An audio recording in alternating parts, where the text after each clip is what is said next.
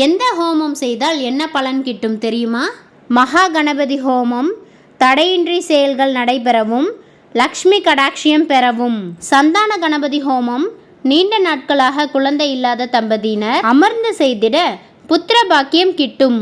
வித்யா கணபதி ஹோமம் கல்விக்காக. மோகன கணபதி ஹோமம் திருமணத்திற்காக. ஸ்வர்ண கணபதி ஹோமம் வியாபார லாபத்திற்காக. நவகிரக ஹோமம் நவகிரகங்களினால் நன்மை ஏற்பட.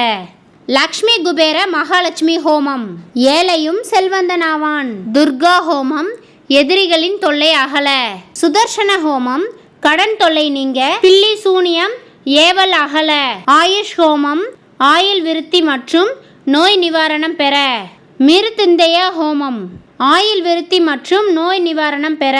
தன்வந்தரி ஹோமம் நோய் நிவாரணம் பெற.